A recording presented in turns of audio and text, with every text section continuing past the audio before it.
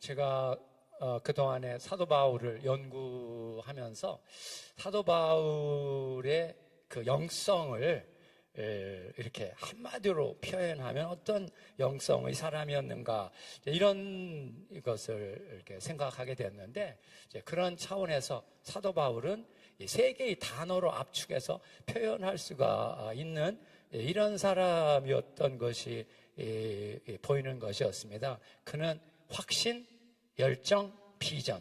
확신의 사람, 열정의 사람, 비전의 사람이었습니다. 확신, 열정, 비전. 그런데 이 단어는 이 목회자들에게만 쓰는 단어가 아니라 세상 기업, 이 기업가들도 이 단어를 쓰고 있더라고요. 기업가들. 그래서 한 10여 년 전에 그 덴마크의 풍력 발전기 제조 회사의 그 회장님하고 KBS에서 특별 대담하는 이런 그 프로그램이 있었는데요.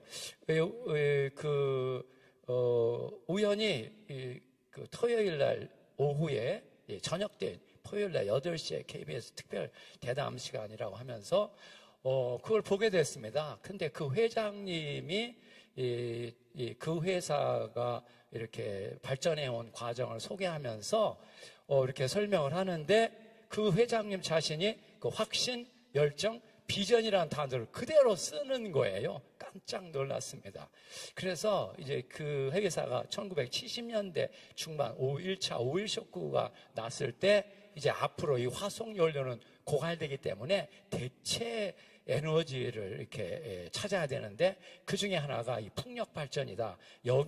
이거에 착안해가지고 풍력 발전기 이 설비를 이렇게 제조하는 그런 제조 회사로 이렇게 세워지게 됐는데, 그것이 이제 새로운 그 도전이었기 때문에 굉장히 시행착오도 많이 하고 어려움을 많이 겪었는데, 그런데 그 회사를 설립한 분이 아무튼 분명한 확신을 가졌답니다. 앞으로는 풍력 발전을 통해서 에너지를 조달하는 이런 시대가 올 것이다. 이런 확신을 갖고 그 어려움을 뚫고 시행착오를 거치면서 발전을 해왔고, 또 그 일을 하되 정말 열정적으로 그 어려움 속에서도 열정을 다해서 앞으로 이것이 필요한 인류를 구원할 이런 에너지를 제공해주는 이런 그 제조 회사가 될 것을 바라보면서 열정 갖고 일을 했는데, 그 당시 그 회사의 그 총 매출액이 10억 유로, 10억 유로, 우리나라 돈으로 100조에 해당하는 매출을 올리고 있는데, 앞으로 5년 후에 200조를 매출을 올리는 그런 회사가 되기를 지금 바라보고, 그런 비전을 가지고 사업을 하고 있다고 하는 이런 특별 대담하는 것을 봤습니다. 그런데 그때 그 회장님이 확신, 열정, 비전이라는 용어를 그대로 쓰는 거예요. 깜짝 놀랐습니다. 그런데 제가 그 단어는 제가 사도 바울을 연구하면서 그에게서 배운 그 단어인데, 이렇게 이러한 그 내적인 이 능력은 목회자뿐만 아니라 일반 사업을 하시는 분들에게도 동일한 영적인 그 내적인 능력을 나타내는 단어구나 하는 것을 그때 보게 됐습니다. 그래서 오늘 우리가 사도 바울을 통해서 무엇보다도 우리도 그런 확신, 열정, 비전의 사람이 되기를 바라고, 그런데 이제 그 확신이 무슨 확신이냐면 복음의 확신이죠. 오늘 로마서 1장 16절에도 나오지만, 내가 복음을 부끄러워하지 아니한다. 부끄러워하지 아니하니까 정말 확신한, 누구 앞에서도 어떤 상황에서도 두려워하지 않고 오그라들지 않고 위축되지 않고 담대하게 복음을 선포할 수 있는 복음의 확신. 할렐루야. 그런 확신의 사람들이 될 줄로 믿습니다. 두 번째, 열정. 복음 전도하는 일을 해도 그냥 이렇게 대충 하는 게 아니라 정말 열정을 가지고 이 사울이라고 하는 사람은 기독교인 박해하는 일에서도 막 열심을 다해서 박해하는 일을 하고 있었는데, 이제 그 열심이 주 안에서 바뀌니까, 복음 안에서 바뀌니까 이제 복음을 위해서 생명 내놓고 열심히 일하는 그런 일꾼의 모습을 보여주고 있습니다. 그래서 우리도 마찬가지, 복음 전도의 사명, 또 교회 개척의 사명, 교회를 세워나가는 이런 사명자로서 일할 때 정말 열정을 다해서 일을 할 때 주님이 축복해 주시고 주께서 이끌어 가실 줄 믿습니다. 세 번째 그는 이제 환상의 사람, 비전의 사람이었습니다. 지금까지 이제 로마서를 쓸 때까지 그는 주로 제국의 동부 지역에서 처음에 그 시리아 안디옥에서 출발해서 1차, 2차, 3차 선교 여행을 거쳤지 않습니까? 그리고 이제 이 로마서는 3차 선교 활동을 마감하며 3차 선교 활동은 에베소를 중심 도시로 하는 이 아시아 프로빈스, 아시아 속주에서 3차 선교 활동을 하면서 그 활동 마지막에 이제 마케도니아와 아가야를 거쳐 그 마케도니아 아가야 속주의 교회들에서 예루살렘 교회 가난한 자들을 위해 모금한 헌금을 가지고 예루살렘에 전달해주고, 그리고 이제 로마를 거쳐 사바나로 가려고 하는 이런 비전을 가지고 로마서를 쓰고 있는 이런 상황이었습니다. 그래서 그는 지금까지는 제국의 동쪽 지역을 중심으로 해서 예루살렘으로부터 시작해서 일루리온까지 편만하게 충만하게 복음 전한 일을 했는데, 그럼에도 불구하고 그는 여기에만 만족하지 않고 또 이제는 제국의 서쪽의 끝이라고 하는 이 스페인 사바나까지 내가 복음을 전할 것이다. 나는 할 수 있는 대로 로마에 있는 너희에게도 복음 전하기를 원한다. 이런 말을 할 만큼 그는 그런 비전, 주님 안에서 자기에게 주신 이 사명을 따라 주님이 주신 그 환상, 비전을 바라보면서 그걸 향해 도전해 나가는 이런 사람이었던 것을 보여주고 있습니다. 정말 오늘 우리에게도 이런 비전이 있기를 주의 이름으로 축복합니다. 그래서 한국에 작은 그 교회를 하고 있을지라도 하나님이 내게 주신 사명을 따라서 앞으로 하나님이 나를 들어 이 땅과 열방 가운데 주님이 쓰시는 일꾼이 되게 하실 줄로 믿습니다. 주님, 내게도 그런 전 세계를 돌아보는 환상을 주시옵소서. 사도 바울에게 주셨던 그 비전, 환상이 오늘 우리에게 임하는 이런 시간이 되게 하시기를 주의 이름으로 축복합니다. 할렐루야, 할렐루야. 그래서 이제 로마서를 통해서 바로 그런 영성의 측면에서는 그런 확신과 열정과 비전을 가진 그런 주의 종들이 되려는 이런 목표를 가지고 이 로마서를 보겠고요. 또 한 가지는 이제 로마서의 신학 중에 우리가 이제 요한계시록에서도 봤지만 그 신학을 한마디로 이제 실현된 종말론 혹은 시작된 종말론, 예수 그리스도의 초림을 통해서 복음이 완성되고 구원이 완성되고 천국이 완성되었습니다. 이렇게 완성된 그 복음의 역사가 사도들을 통해서부터 이제 실현되기, 이제 부흥되기 시작을 해서 2000년이 지난 오늘 우리에게까지 온 것입니다. 그래서 주님의 역사가 예수의 초림을 통해 이제 성취되었고 또 부흥되기 시작을 해서 모든 시대 주님이 부흥의 일꾼들을 일으키셨고 부흥의 불을 지피셨고 부흥의 역사를 이루어 오셨습니다.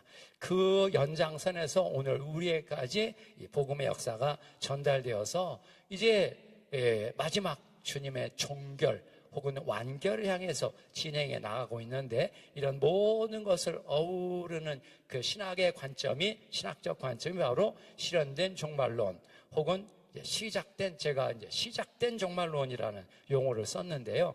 시작되었다는 말이 그렇게 예수 그리스도를 통해 시작되었고 사도를 통해 부흥되기 시작되었고 그리고 모든 시대의 부흥의 일꾼들을 일으키셨고 이제 마지막 주님이 완결을 이루실 그 완결 앞에 바로 앞에 이제 마지막 주자로 오늘날 주의 종들을 세우셔서 또 한국 교회를 통해서 이제 마지막 주님의 경륜의 역사를 이루어 가실 것을 전체에 어우르는 신학이 바로 실현된 종말론 혹은 시작된 종말론이라고 이렇게 볼 수 있습니다. 이 실현된 종말론 혹은 시작된 종말론은 사도 바울 자신의 신학적 관점이었습니다. 그래서 사도 바울은 바로 예수 그리스도를 통해서 이 종말론적 역사가 시작되었다는 것을 깊이 깨닫게 됐습니다. 그 바리새인들도 죽은 자의 부활을 희망하면서 살아왔는데, 사도 바울이 전에 바리새파 사람으로 있었을 때는 늘 미래적으로 언젠가 하여튼 죽은 자 가운데서 부활이 있을 소망을 가지고 살아왔고, 우리가 사도행전에서 봤을 때 그가 재판받을 때에도 내가 죽은 자의 부활 때문에 지금 재판받고 있다, 이것을 여러 차례 그 재판정에서 증언했던 것을 봤습니다.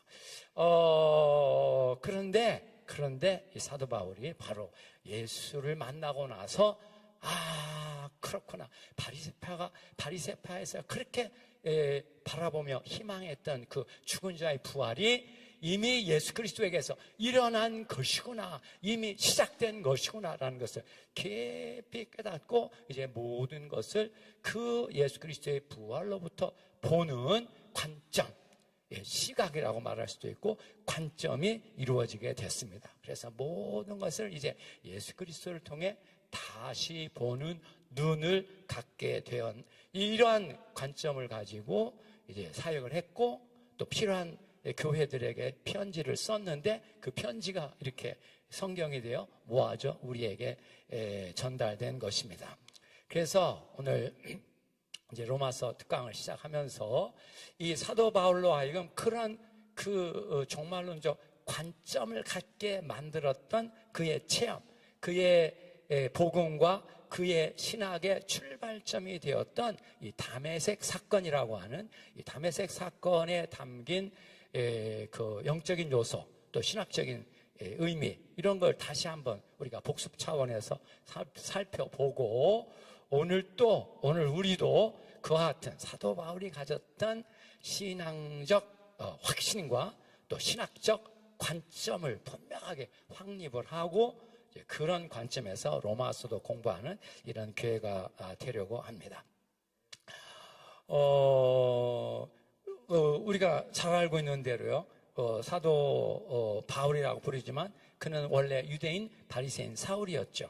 그래서 그가 이 다메섹 체험 이전의 바울과 이후의 바울, 너무나도 다른 그런 인간이었고 다른 그 대조점을 가진 사람이었는데, 이제 복습 차원에서 좀 보겠습니다. 다메섹 체험 이전의 바울과 또 이후의 바울, 그 체험을 중심으로 보겠습니다. 그 강의한 1페이지에 처음에 다메섹 체험 이전의 바울에 대해서 바울 자신의 증언과 또 사도행전에서 누가의 증언, 이런 두 가지로 나누어서 살펴볼 수 있습니다.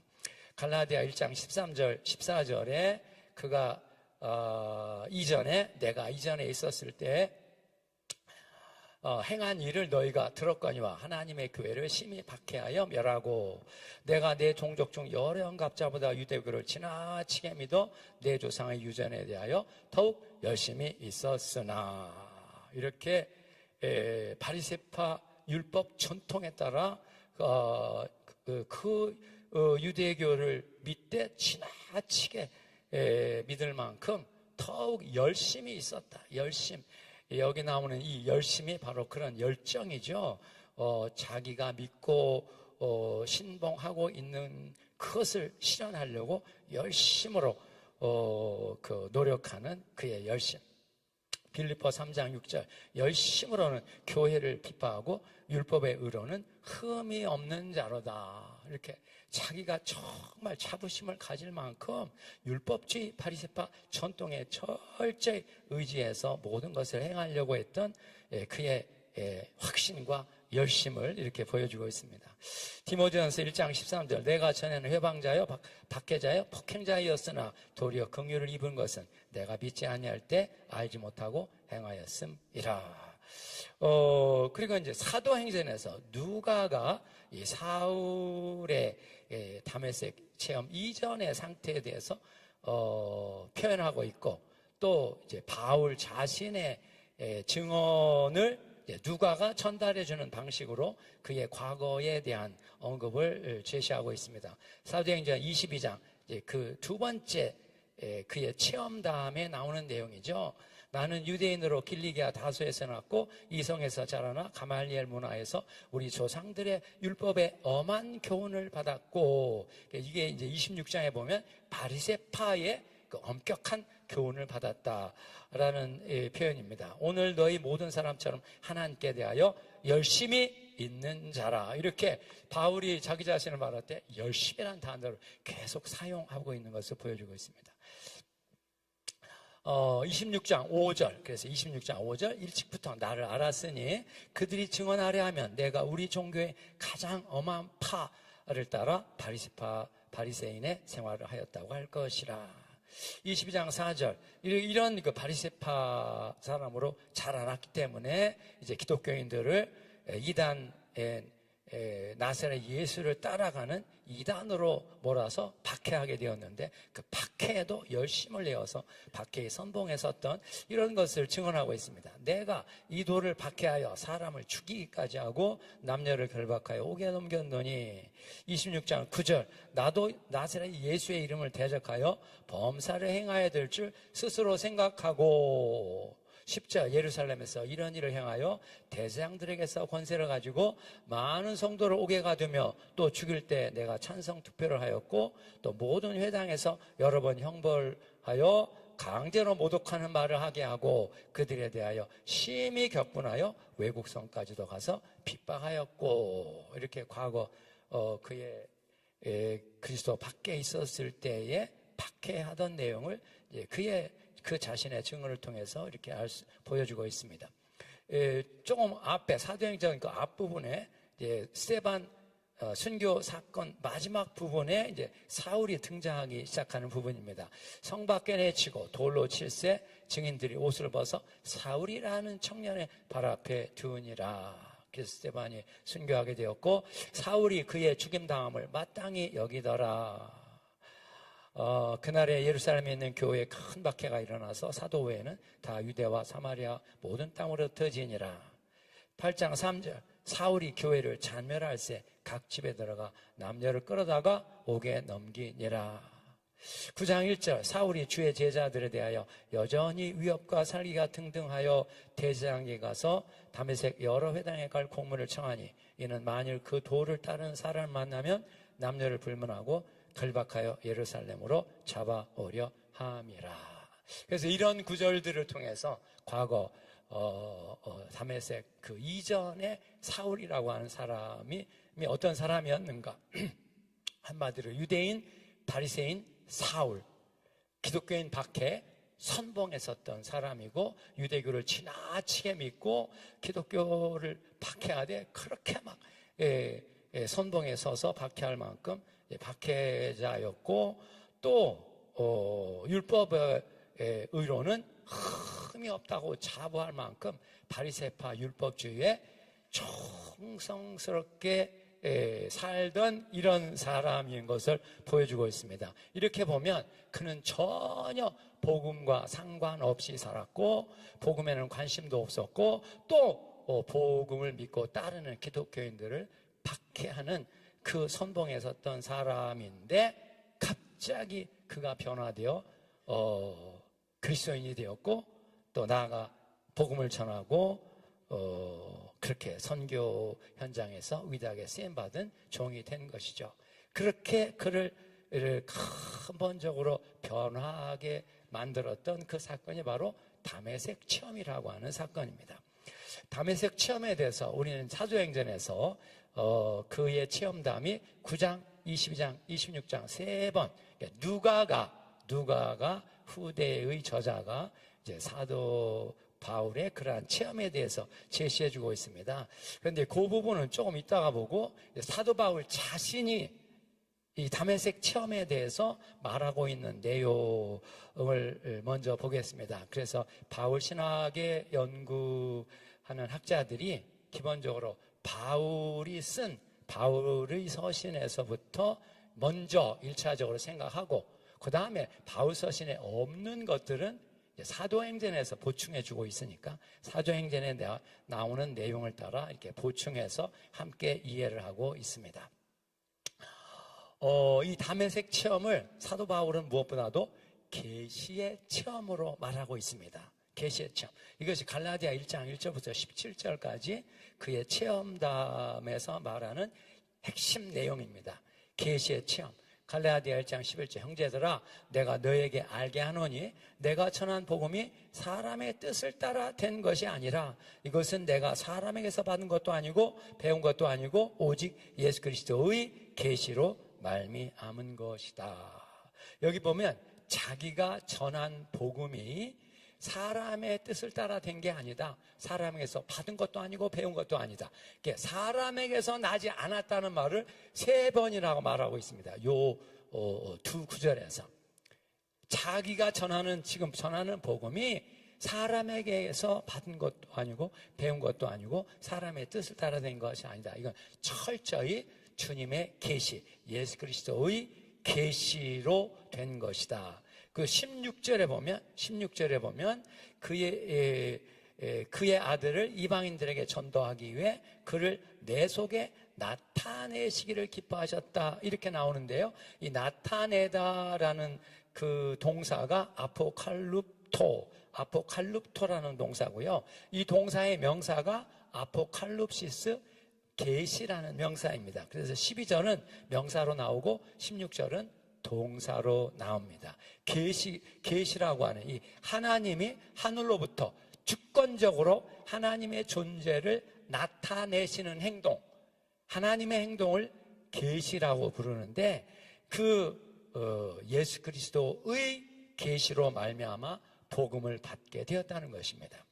그래서 여기서 예수 그리스도의 여기 의라는 소유격이 나오는데 이 소유격이 2가지 가능성이 있습니다. 주격 소유격일 수도 있고 목적 소유격일 수도 있습니다. 주격 소유격이라면 예수 그리스도께서 주신 계시 이런 의미고요. 목적 소유격이라면 목적 하나님이 예수 그리스도에 관해서 예수 그리스도를 통해 이루신 하나님의 구원의 역사에 관해서 하나님께서 주신 계시 이것이 바로 이제 예수 그리스도의 계실 때 그때 의는 이제 목적 예수 그리스도라고 하는 그 하나님의 아들 그리스도를 통해서 이루신 일에 대해서 하나님께서 계시해 주신 것 이런 의미가 있는데 이제 2가지 가능성이 다 있습니다. 아무튼 12절은 계시라는 명사를 썼고 16절은 동사를 썼습니다. 아포칼룹토 이게 계시하다,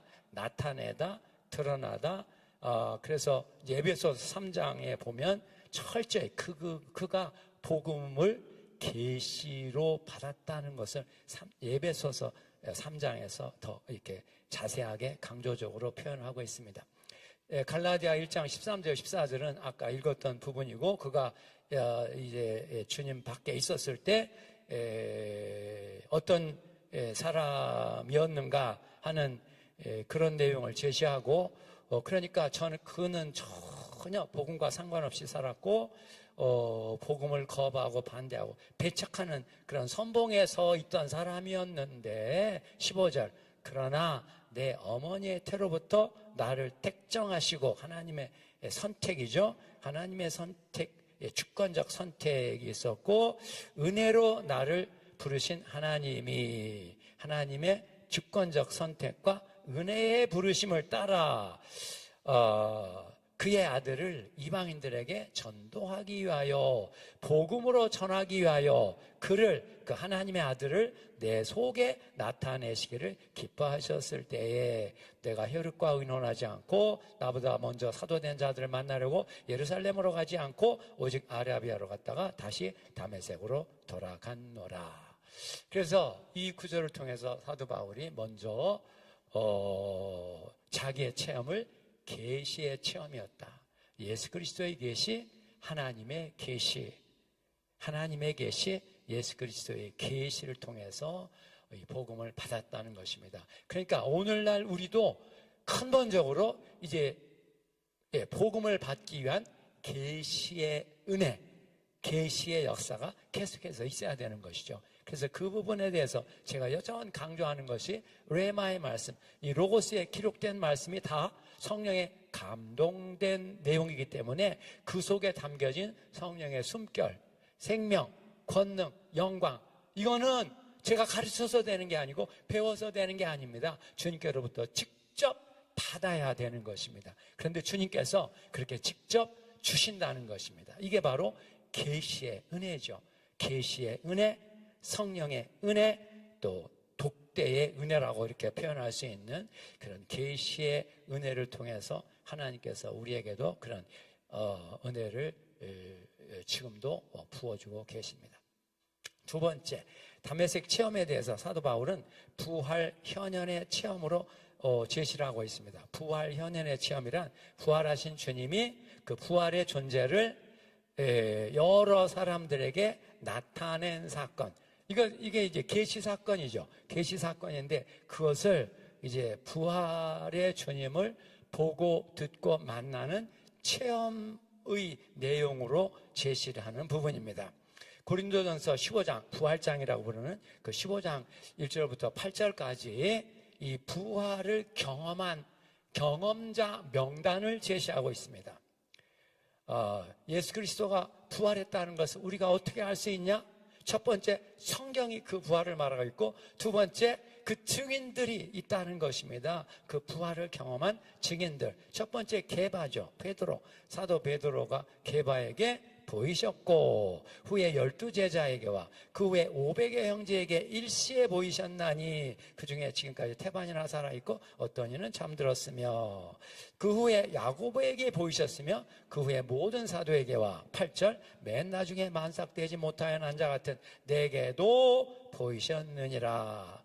여기 헬라어를 잘 보시면 5절부터 오프데, 6절에도 에페이타 오프데, 7절 에페이타 그 후에 야고보에게 보이셨으며 맨 나중에 만삭되지 못하여 난 자 같은 내게도 보이셨다. 오프데, 이 오프데라는 이 동사가 호라오라는 동사, 보다 혹은 보여주다라는 동사의 단순과거 수동태인데요. 이 호라오라는 이 동사는 보는 것인데 보이지 않는 존재에 대한 체험을 시각적으로 나타내는 동사가 이 호라오라는 동사입니다. 우리가 하나님의 존재, 하나님은 인간이 아니시기 때문에 우리가 인간의 시각으로 이렇게 보는 게 아닌데, 인간은 보고 듣는 걸 통해 인식을 하게 됩니다. 그래서 보이지 않는 존재를 경험했을 때, 그 경험을 나타낼 때 우리가 사용하는 동사가 이 시각의 동사, 청각의 동사, 보고 듣는 체험의 형태로 이렇게 표현할 수밖에 없는데, 그 중에 호라오라는 이 동사는 시각의 동사입니다. 그래서 욥기 42장 5절에 보면 욥이 그 고난을 다 통과한 후에 이런 고백을 합니다. 내가 지금까지는 하나님에 관해서 말로만 들어왔는데, 귀로 들어왔는데 이제는 내 눈으로 보나이다 할 때 그 보다라는 동사가 이 호라오라는 동사입니다. 이때 보는 것은 육안으로 보는 게 아니고 바로 영의 눈이 열려 영으로 보는 이런, 보이지 않는 주님이 보게 하셔서 보이는 이런 일이기 때문에 수동태로 되어 있습니다. 주님이 보게 하셔서 보이는 역사가 일어나는 것입니다. 고린도전서 9장 1절, 내가 자유자가 아니냐, 사도가 아니냐, 예수 우리 주를 보지 못하였느냐. 보았다는 것이죠. 그런데 이때 보았다는 것이 헤오라카가 호라오라는 동사에 거기 있는 완료 시제입니다. 완료 시제는 과거에 일어나는 행위가 현재까지 진행되고 있는 행위를 나타내는 시제입니다. 그러니까 여기서 보았다는 것은 단순히 과거에 보았다는 것이 아니고 그렇게 보기 시작을 해서 지금도 보고 있다는 이런 의미의 시제입니다. 내가 예수 우리 주를 보지 못하였느냐. 고린도후서 4장 6절, 어두운데 빛이 비치리라 말씀하셨던 그 하나님께서 예수 그리스도의 얼굴에 있는 하나님의 영광을 아는 빛을 우리 마음에 비치셨느니라.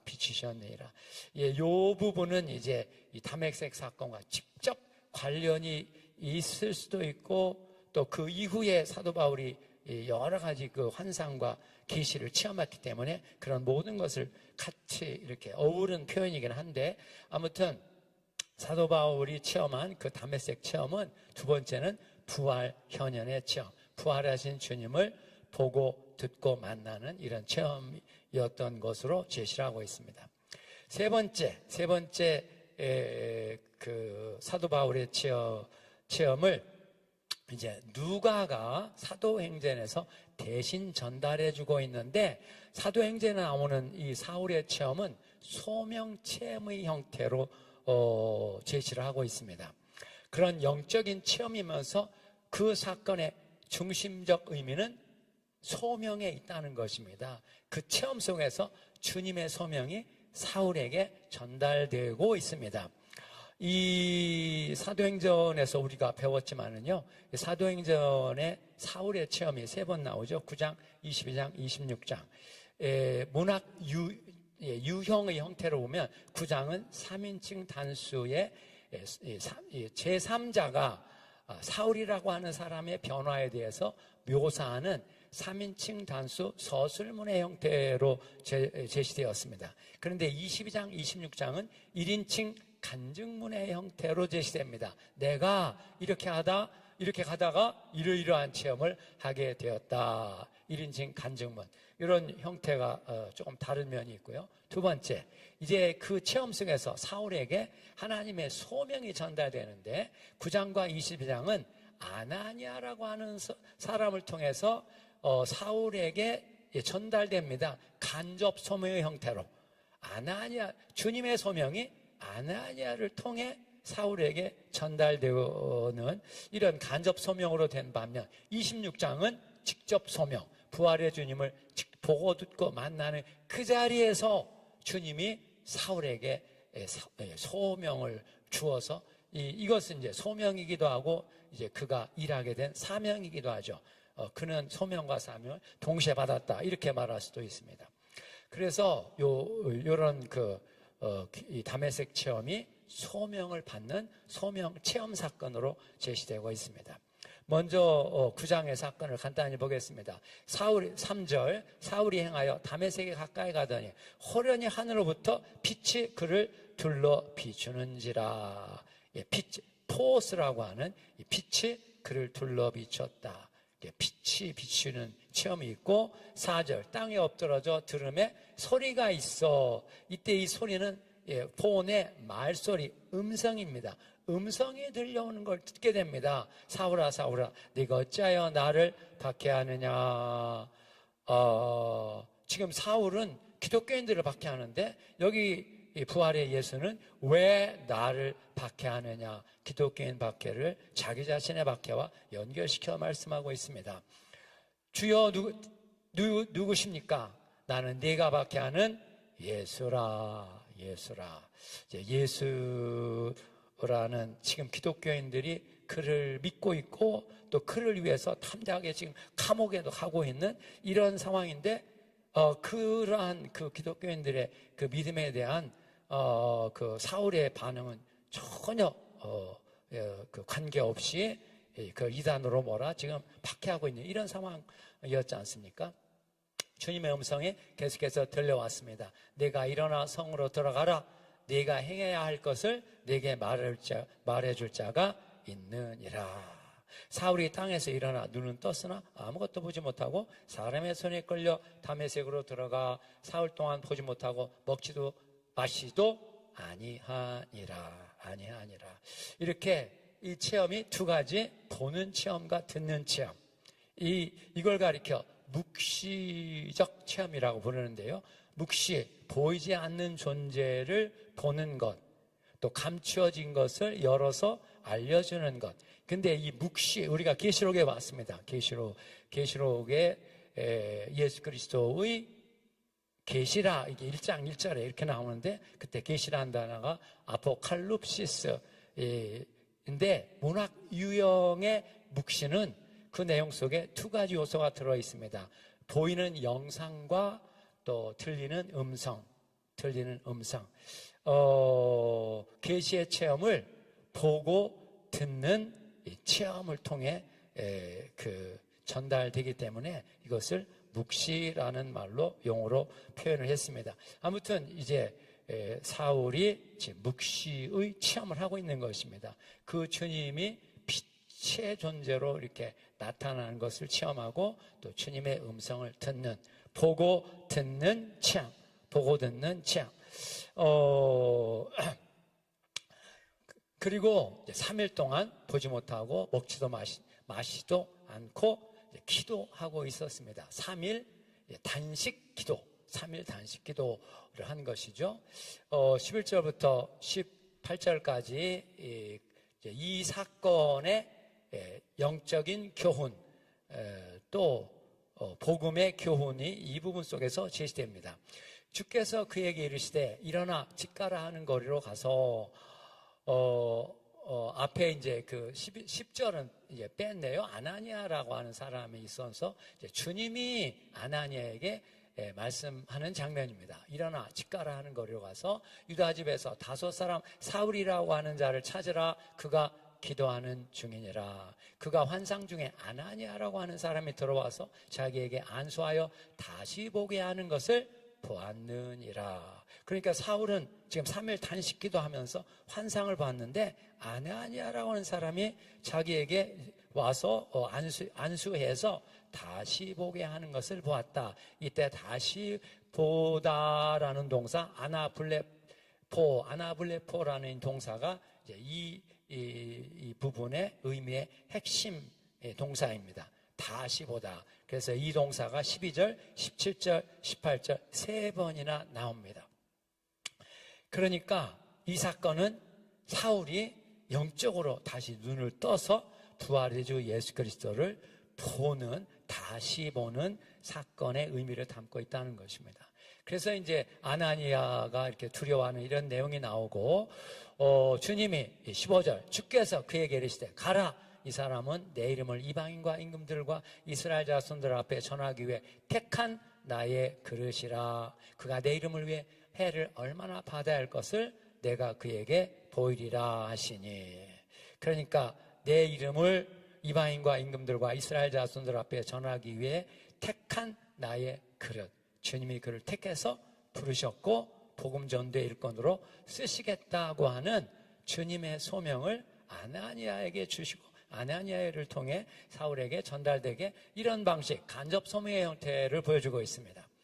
그래서 17절, 아나니아가 떠나 그 집에 들어가서 그에게 안수하여 이르되 형제 사울아, 주 곧 내가 오는 길에서 나타나셨던 예수께서 나를 보내어 너로 다시 보게 하시고 성령으로 충만하게 하신다. 이렇게 안수기도 했죠. 안수기도 했는데 그 내용을 보시면 주 곧 내가 오는 길에서 나타나셨던, 이때 나타나다라는 그 단어가 오프 데이스거든요. 헬라어 그 구절 그 밑에 오프 데이스, 이것은 호라오라는 동사의 분사인데 수동태 단순과거 수동태 분사입니다. 보이신, 여기서 수동태죠. 그러니까 주님이 보여주셔서 사울에게는 보이신 주님. 그래서 너에게 나타나셨던 보이셨던 예수께서 나를 보내어 너로 다시 보게 하시고 성령으로 충만하게 하신다. 다시 보게 하는 것과 성령 충만함이 서로 연결되어서 제시되고 있습니다. 그렇게 아나니아가 안수기도 하니까 즉시 사울의 눈에서 비늘 같은 것들이 벗어져, 이게 복수로 나옵니다. 비늘 같은 것들 벗어져 다시 보게 된지라. 여기 또 아나블레센 다시 보다. 이 아나블레포 다시 보다라는 동사가 바로 부활의 주 예수 그리스도를 향해 영적인 눈이 열리고 귀가 열리고, 그래서 그 주님을 영접하고 그 주님 안에 거하게 된 내면의 상태, 내면의 변화를 가리키는 핵심 동사 중에 하나가 이 아나블레포라는 동사입니다. 그 부활 현현의 경험, 부활의 예수를 경험할 때 세 개의 그 동사가 핵심적으로 사용되는데, 첫 번째 동사가 지금 우리가 앞에 고린도전서 15장에 나왔던 호라오라는 동사, 두 번째 아나블레포 다시 보다라는 동사, 세 번째가 누가복음 24장 엠마오 제자 사건 속에 나오는 알아보다, 우리말로 알아보다라고 이렇게 번역이 되었는데, 그건 에피기노스코인데, 기노스코 알다라는 동사인데, 에피라는 전치사가 붙어서 확실히 알다, 체험적으로 알다, 계시에 의해서 아는 것, 계시에 의해서 아는 것이 바로 에피기노스코. 그렇구나. 지금 이 주님의 역사가 없었을 때는 주님 옆에 계신데도 눈이 가리워져서 알아보지 못했는데, 그 주님의 책망의 말씀 듣고 성경 말씀 듣고 하고 나니까, 그리고 이제 주막에 들어가서 주님과 더불어 이렇게 음식을 먹을 때 주님이 떡을 잡고 축사하시고 떼어 제자들에게 주시죠. 그래서 그 음식을 먹는 순간 눈이 열려 알아본지라. 이때 알아보다 에피기노스코, 호라오, 아나블레포, 에피기소코, 이 기노스코, 이 세 개의 동사가 바로 그런 부활의 존재를 깊이 체험한 핵심 동사인데, 여기서는 지금 아나블레포, 다시 보다. 그래서 복음서에서도요, 예수님이 여리고를 지나가시다가 그 맹인 거린의 눈을 뜨게 한 사건, 그게 마가복음에는 맹인 거린 바디메오라는 이름이 나오죠. 그 바디메오가 눈을 뜨는 사건 속에 마가복음에는 이 아나블레포라는 동사가 두 번 사용되고, 또 누가복음 18장에 거기는 그 바디메오라는 이름이 안 나오고 그냥 맹인 거린이 눈을 뜨는 사건에는 이 아나블레포라는 동사가 세 번이나 나옵니다. 내가 네게 무엇 해주기를 원하느냐? 주님, 다시 보기를 원합니다. 그랬더니 주님이 다시 보아라, 네 믿음이 너를 구원했느니라. 그가 다시 보게 되어 길에서 예수를 따라가게 되었다. 이렇게 세 번이나 다시 보다라는 동사가 사용이 되었습니다. 아무튼 이제 이 체험을 통해서 그가 눈에서 피늘 같은 것, 바리새파 율법주의 전통에 따라서 그의 눈을 가리고 있던, 영적인 눈이죠. 그 눈을 가려서 하나님을 제대로 알지 못하게 하고 예수 그리스도를 보지 못하게 만들었던 비늘들이 떨어져 나가면서 그 주님이 보이기 시작하는, 그러면서 그 주님과 깊이 연합하는, 연합의 관계로 들어가는 그 내면의 변화를 이렇게 상징적인 표현을 통해서 비늘 같은 것이 벗어져 다시 보게 되었다 표현하고 있습니다. 두 번째, 22장에 두 번째 사울의 사건, 이제 아나니아를 통한 소명의 전달, 두 번째 사건입니다. 여기서는 이제 1인칭 간증문의 형태로 제시되는데, 6절 이제 가는데 그 전까지 자기가 어디서 태어났고 누구에게 교육받고 또 어떻게 기독교인들을 받게 했고 이런 내용이 쭉 있었죠. 가는데 다메섹에 가까이 왔을 때 오정쯤 되어 호련히 하늘로부터 큰 빛이 나를 둘러 비침해. 내가 땅에 엎드러져 들으니 소리 있어 내게 이르되 사울아 사울아 네가 왜 나를 박해하느냐? 주님 누구십니까? 나는 네가 박해하는 나사렛 예수니라. 이게 9장에는 그냥 나는 네가 박해하는 예수다 했는데, 여기는 나사렛 예수, 그 예수의 정체를 분명하게 이렇게 밝히는 이름으로 나오고 있습니다. 내가 이럴 때 주여 무엇을 하리이까? 주께서 내게 이르시되 일어나 다메섹으로 들어가라. 정한 바 네가 행할 모든 것을 거기서 누가 네게 말해주리라 하시거늘 나는 그 빛의 광채를 인하여, 이때 광채라는 단어가 영광입니다. 독사, 영광을 인하여 볼 수 없게 되었으므로 나와 함께 있는 사람들의 손에 끌려 다메섹에 들어갔노라.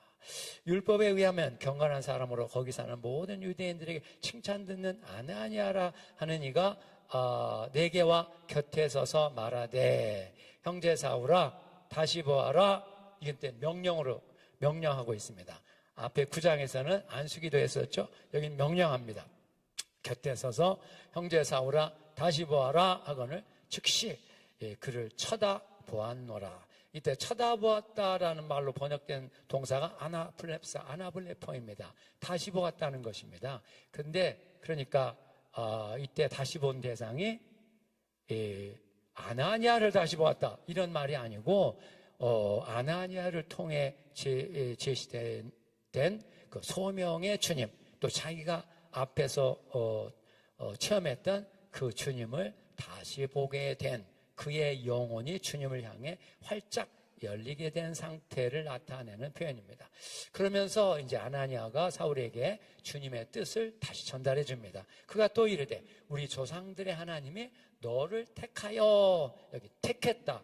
일꾼은 철저히 택한 일꾼입니다. 주님이 택해서 우리가 복음의 일꾼이 되는 것이죠. 너로 하여금 그의 뜻을 알게 하시며 그 의인을 보게 하시고 그의 입에서 나오는 음성을 듣게 하셨으니, 주님의 계시의 역사죠. 계시의 역사가 보게 하시고 듣게 하시는 걸 통해 나타나면, 보게 하시니까 우리에게 보이고 듣게 하시니까 들려오는 것입니다.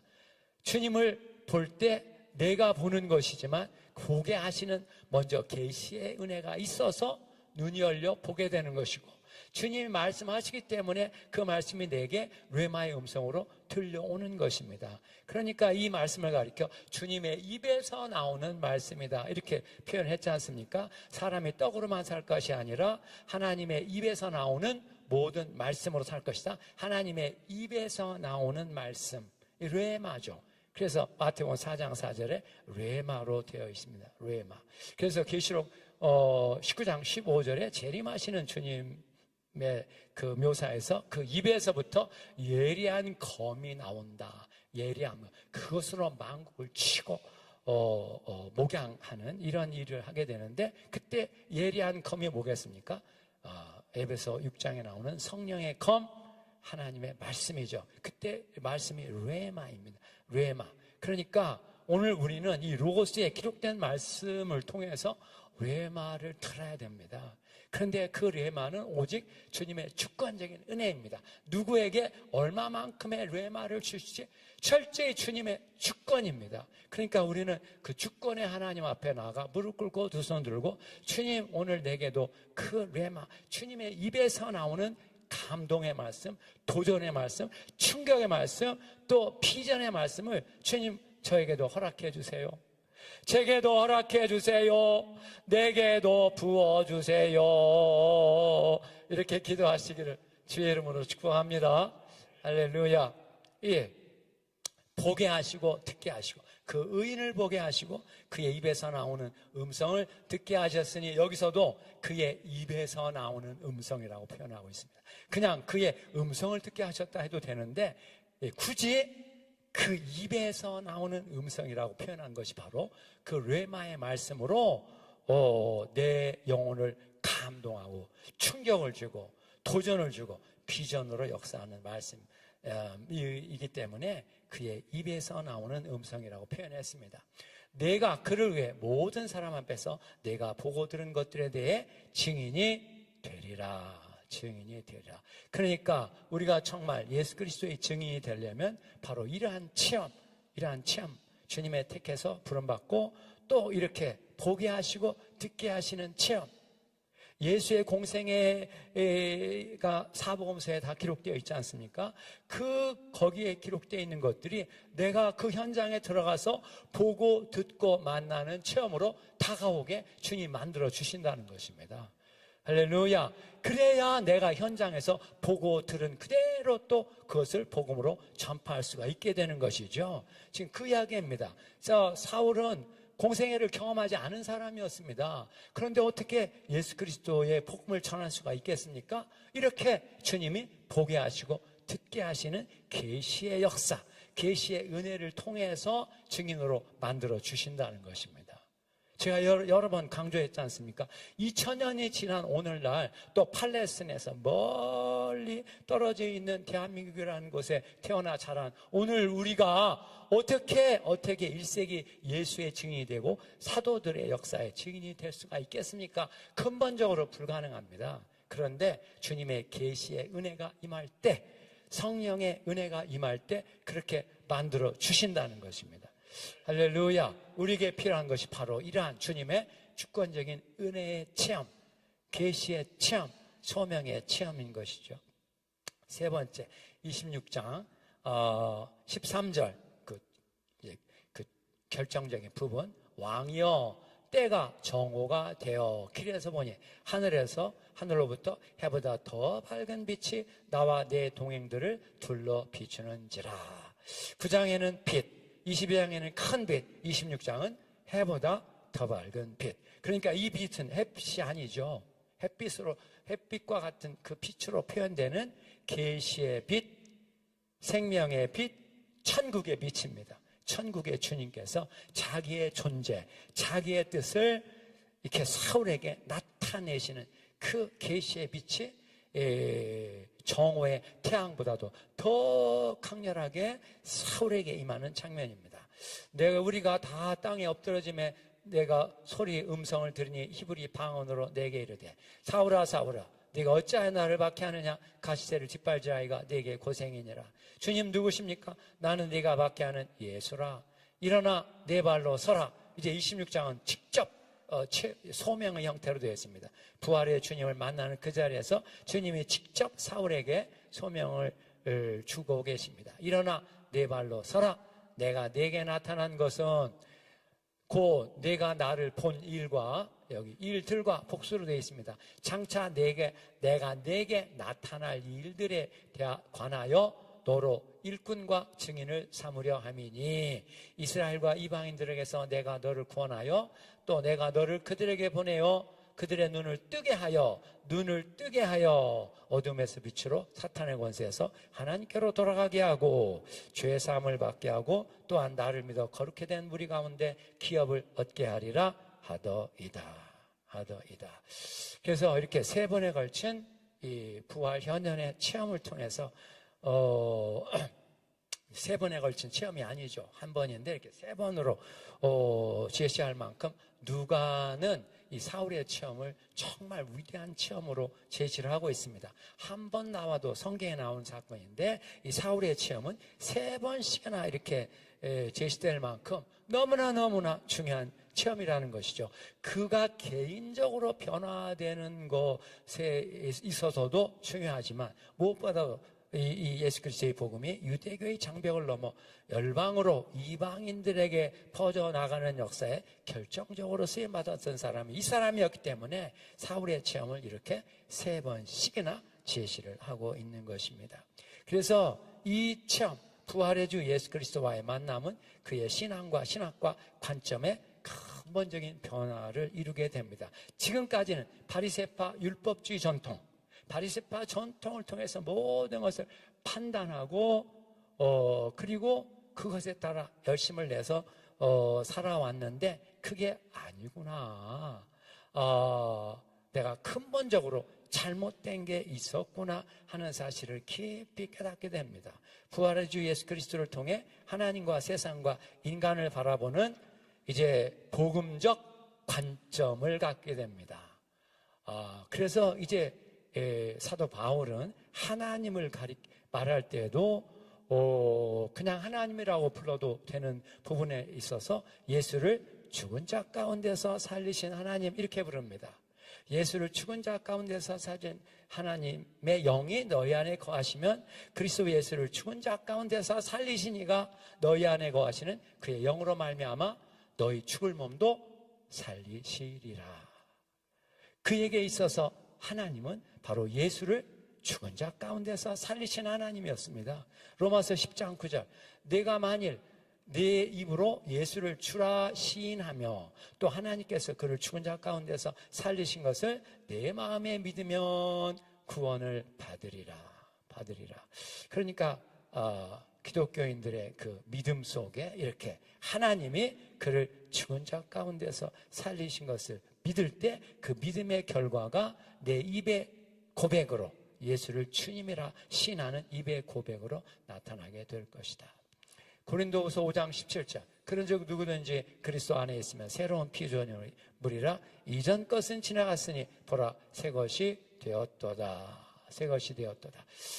이렇게 모든 것을 예수 그리스도를 통해 이루신 하나님의 구원의 역사라고 하는 이 복음의 관점에서 모든 것을 생각하게 됐습니다. 여기서부터 그렇게 하나님에 대한 인식, 또 세상에 대한 인식, 또 특별히 인간관, 그가 보는 인간관이 확립이 됐습니다. 그래서 이제 모든 인간은 죄의 지배 아래 있는, 죄와 죽음의 권세 아래 있는 존재라는 사실을 깊이 깨닫게 되고, 특별히 자기는 예전에는 율법의 의로는 흠이 없는 자라고 이렇게 의인이라고 자부하고 살았는데 아니구나.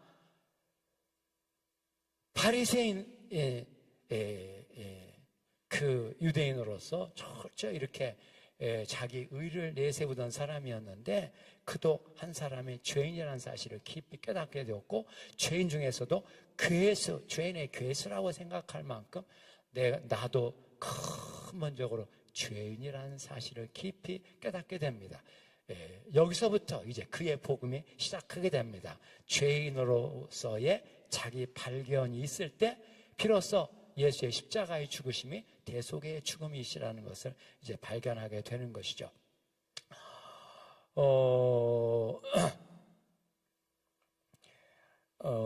이렇게 사도 바울이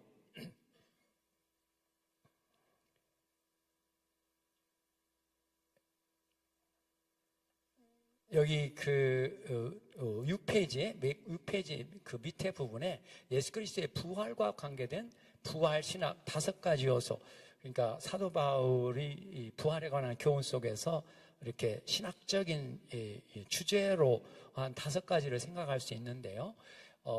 사도 바울에게 있어서 예수 그리스도의 부활이 어떤 의미가 있는 것인가? 첫 번째, 성경의 성취로 이루어진 사건이다. 성경의 성취. 이것은 우리가 성령의 강림을 다룰 때도 있었던 부분이죠. 두 번째는 예수의 공생의 사역의 완결입니다. 예수의 공생의 사역의 완결이 십자가의 죽으심, 표면적으로는 십자가의 죽으심을 끝냈지만 그걸로 그분의 사역이 끝난 게 아니고 죽은 자 가운데서 부활을 통해서 하나님의 영광의 존재로 승귀하시는 이런 의미에서 예수의 공생의 사역의 완결이 예수의 부활로 제시되었습니다.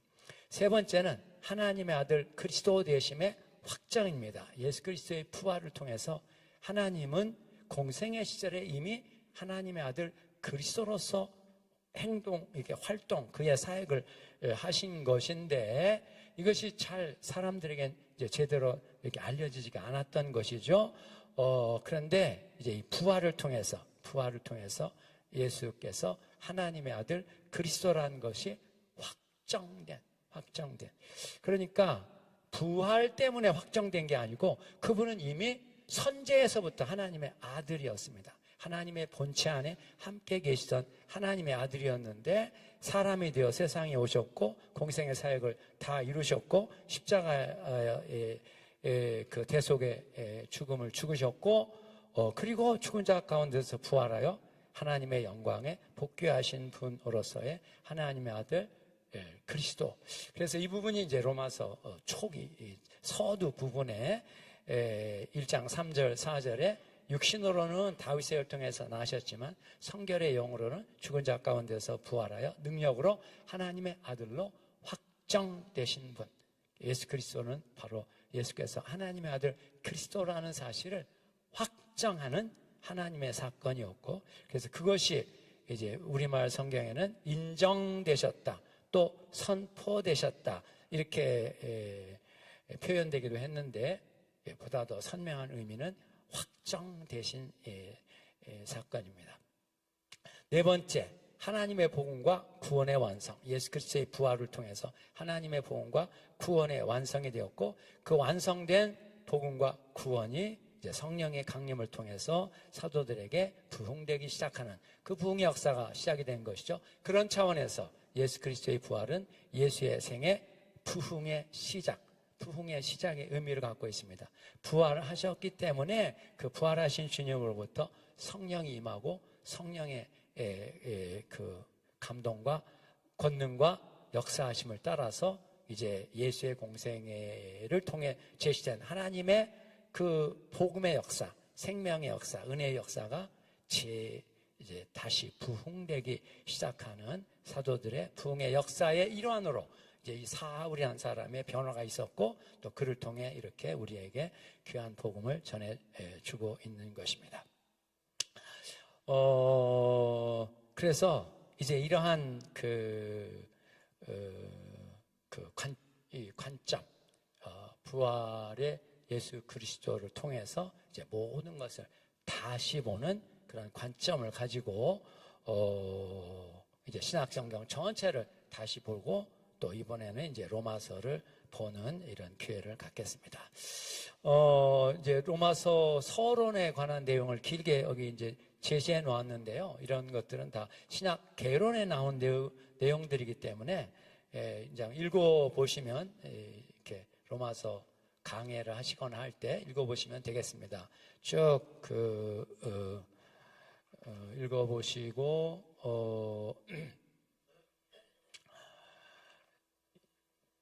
이 24페이지부터 나오는 로마서 내용 구분. 로마서 저술 목적. 로마서 저술 목적을 먼저 간단하게 보겠습니다. 로마서를 쓴 목적에 관해서 일반적으로 크게 세 가지의 목적이 제시되어 왔는데요. 하나는 선교 목적.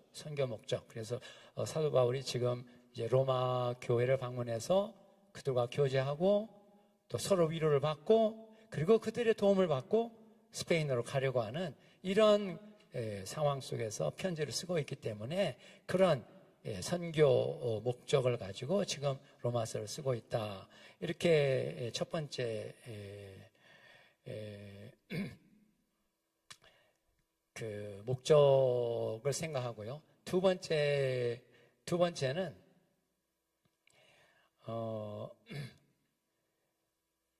이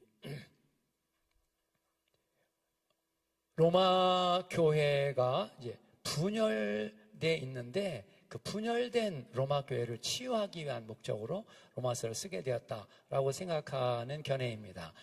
그런 부분은 주로 이제 14장, 15장 후반부에 로마 교회가 처음에는 유대계 기독교인들을 중심으로 해서 이루어졌다가 49년 클라우디우스 황제 때 유대인 추방령이 있어서 로마에서 유대인들이 다 쫓겨나게 된 이런 상황이 있었고 그러나 54년에 그 추방령이 해제되어서 유대계 기독교인들이 다시 로마로 들어갔더니 그 사이에 로마 교회가 이방인 중심의 교회로 이렇게 되어 있는 것을 보게 됩니다. 그래서 이제 대다수가 이방인 기독교인들이고 소수만이 유대계 기독교인들의 공동체가 되어서 둘 사이에 이렇게 어려움이 있어서 그런 어려움을 해결하기 위한 이런 차원에서 로마서를 쓰게 되었다.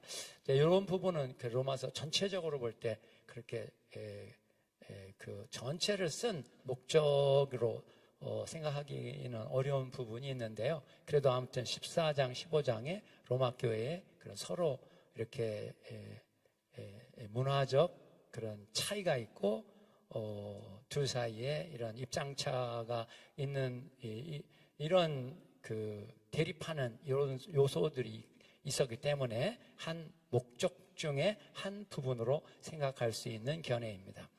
세 번째는 사도 바울의 사도적 권위를 이렇게 분명하게 세우기 위한 목적으로 로마서를 쓰게 되었다라는 이런 견해입니다.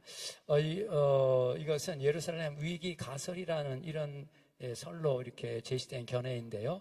지금 사도 바울은 마케도냐, 아가야 이방인 교회들이 예루살렘 교회 가난한 성도들을 위해 모금한 헌금을 가지고 예루살렘 교회에 전해주고 그리고 이제 로마를 방문하고 그리고 스페인에 가려는 여행 계획 속에서 이 편지를 쓰고 있는데요. 지금 이 편지가 로마 교회를 향한 편지이지만 그러나 그것의 진정한 목적은 이제 예루살렘 방문을 앞에 놓고 있고 예루살렘에 가서 자기의 사도 지금까지 복음을 전한 그 복음이 진정한 복음이었고 또 그렇게 진정한 복음을 전할 수 있었던 배경에는 바로 주님이 자기도 택해서 사도로 세우셨다는 사도적 그의 권위를 예루살렘 교회로부터 인정받으려고 하는 이런 목적을 가지고 로마 교회에 자기가 전했던 복음을 전해주고 그래서 로마 교회로부터 자기의 사도직을 옹호하는 혹은 지지받는 이런 것을 따라서 이제 예루살렘 교회에도 그렇게 자기의 사도직과 그 사도직에 기초한 그 복음의 진정성을 예루살렘 교회로부터 이제 이렇게 인정받기 위한 목적을 따라서 로마서를 쓴 것이다. 이런 이제 세 번째 견해도 학자들 사이에 로마서를 쓴 목적과 연결해서 제시되고 있는 견해입니다.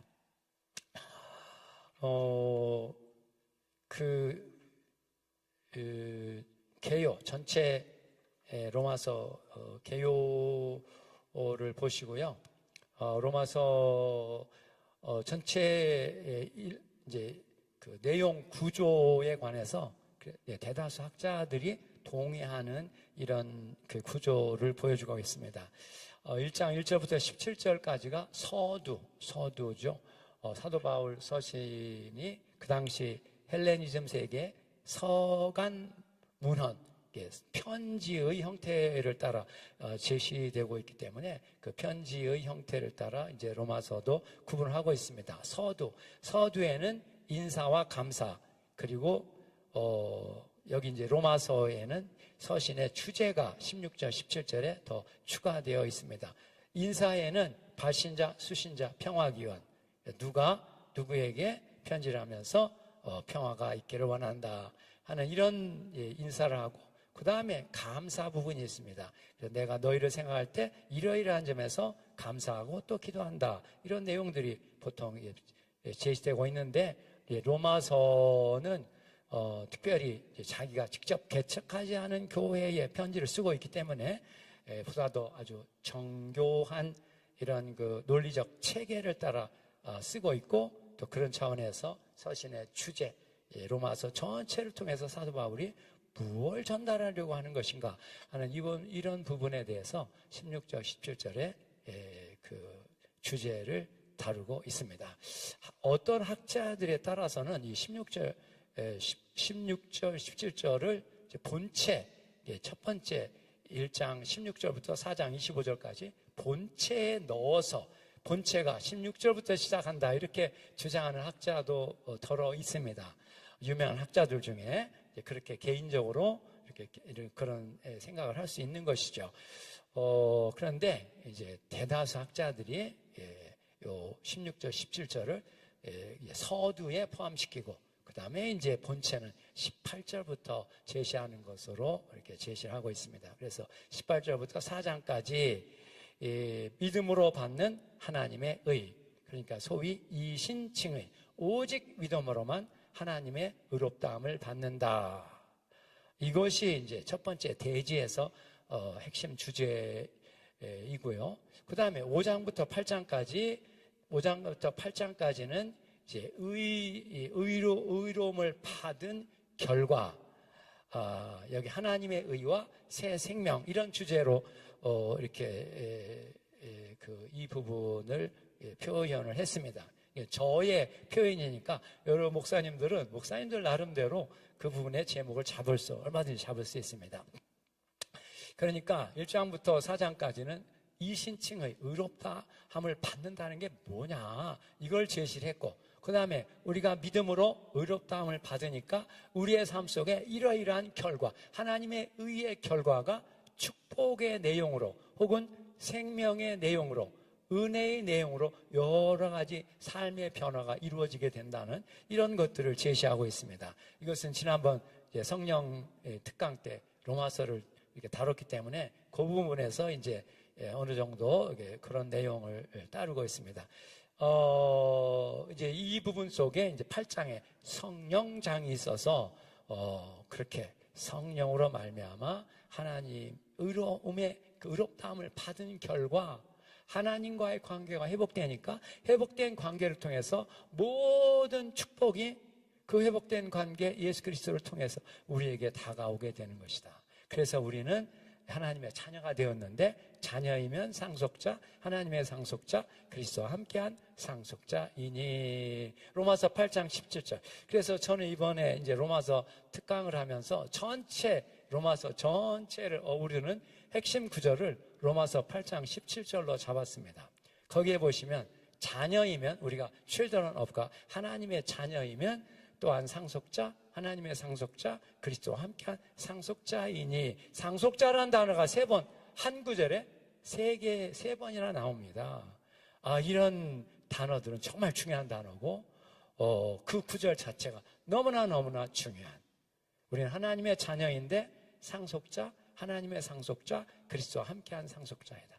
그러니까 그리스도와 함께한 상속자니까 그리스도 예수를 통해 준비한 하나님의 모든 축복을 상속으로, 은혜로, 무료로 받아서 누리고 나눠주는 하나님의 상속자가 되었다는 것입니다. 제가 전에도 몇 차례 간증을 드렸지만 정말 우리는 너무나 위대한 존재가 되었는데 우리는 그걸 잘 모르고 이 하나님이 그리스도 예수를 통해 준비한 상속의 내용은 너무나 크고 위대하고 원대하고 심대한 그 상속인데 우리는 너무 그 중에 조금밖에 누리지 못하고 있는 이런 상황입니다.